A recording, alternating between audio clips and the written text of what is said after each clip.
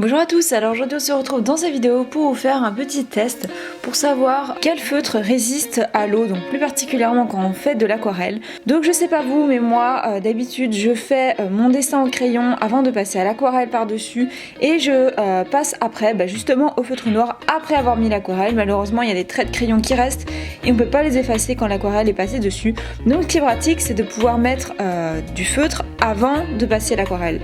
Donc on va voir les feutres qui résistent et ceux qui résistent pas. Donc ce qu'on va faire c'est qu'on va tester ces 7 sortes de feutres, ce sont les 7 que j'ai et que j'utilise très régulièrement et qu'on trouve assez facilement dans les magasins créatifs. Donc tout d'abord on va tester le feutre de la marque Artline, ensuite on va passer sur Micron, un feutre un peu imitation Micron qui se vend sur le site Banggood et pour moi en fait c'est vraiment la même chose que Micron, donc on va voir vraiment ce que ça donne. Ensuite on a ici un Posca, un Faber-Castell, un feutre graphique et un feutre Edding. Donc ce que j'ai fait c'est que j'ai réalisé une petite feuille avec toutes les sortes de feutres qu'on va tester et j'ai fait en fait des petites lignes à côté de manière à ce qu'on puisse tester avec de l'eau avec un petit peu d'aquarelle dessus. Donc il vous faudra évidemment de l'eau et moi je vais utiliser ma petite palette d'aquarelle de manière à avoir une couleur et que ce soit quand même un peu plus joli, qu'on voit quand même un peu un résultat. Donc on va commencer par le feutre de la marque Artline et là je viens de voir, je regarde jamais les feutres, il y a écrit qu'il résiste à l'eau, donc on va voir si c'est vrai, enfin si ça marche vraiment. Donc c'est parti, je vais prendre une couleur. Ça a l'air d'aller, je vois pas de soucis. J'insiste bien, évidemment faites bien sécher votre feutre parce que sinon c'est sûr que ça va baver là. Vous pouvez en être sûr, mais vraiment il n'y a aucun souci apparemment. Ça bave vraiment pas du tout, donc pour ça en tout cas, ce feutre là, il n'y a vraiment pas de souci. Ensuite on va passer au feutre de la marque Micron. Donc là, il y a aussi écrit qu'il résiste à l'eau, c'est marrant, je regarde jamais en fait les écritures, c'est maintenant que je le découvre. Enfin voilà, normalement il ne devrait pas y avoir de souci, on va voir ça. Effectivement ça résiste très bien à l'eau, même en insistant, il n'y a pas du tout de souci. Ça c'est vraiment cool. Donc ensuite on va passer à l'imitation des feutres Micron que j'ai trouvé sur le site Banggood et qui que j'aime vraiment beaucoup. Pour moi c'est vraiment la même chose. Donc là je vois qu'il y a aussi écrit que ça résiste apparemment à l'eau, si j'arrive bien à traduire. Ah, et je sais pas si vous voyez bien, mais ça ne résiste absolument pas à l'eau. On se retrouve avec un gris. Parce que un gris, les couleurs se mélangent vraiment complètement là. Je sais pas si vous voyez bien, j'ai un peu trop mélangé les couleurs là, mais on voit bien que ça bave sur les côtés. Donc là vraiment ça marche vraiment pas. D'ailleurs ils disent qu'il résiste à l'eau, ce qui est très bizarre. Après bon, vu le prix des feutres là on peut comprendre. Ensuite on va passer à la marque Posca. Pour moi c'est vraiment ma marque préférée pour les feutres. Je les aime vraiment beaucoup. Le noir est très intense, c'est ça que j'aime beaucoup. Là pareil, apparemment il n'y a pas de souci, non.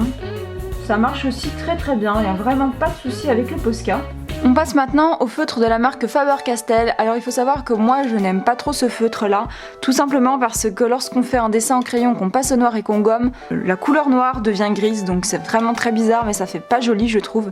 Là par contre ils disent aussi que ça résiste à l'eau.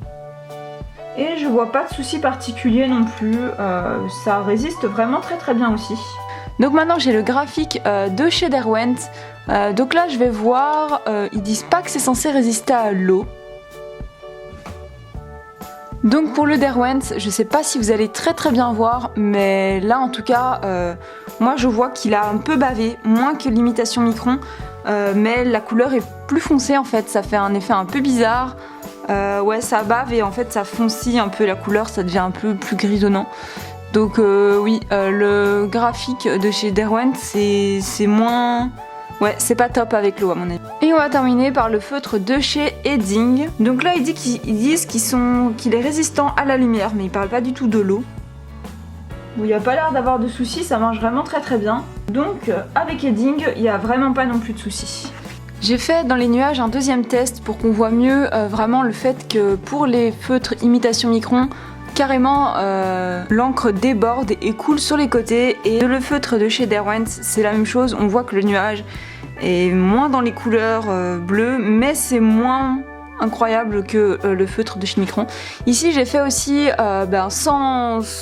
sans couleur, juste avec de l'eau, on voit très bien, donc j'ai juste fait un carré pour qu'on délimite bien. J'ai fait un petit rond au centre et j'ai mis de l'eau et on voit super bien qu'ici vraiment ça va pas du tout.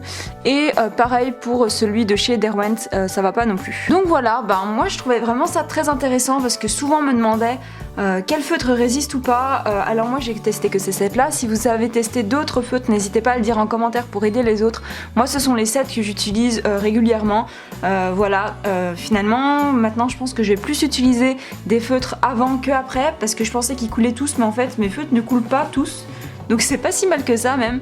Donc voilà, après regardez bien dessus, c'est écrit que ça résiste, mais pour ceux de chez Limitation Micron, bah, ça résiste pas même s'ils disent que ça résiste, donc faut quand même se méfier. Je vous conseille de vous référer à ça. Moi mes préférés ce sont les Micron et les Posca. Les Faber-Castell je vous les conseille pas, je les trouve pas top.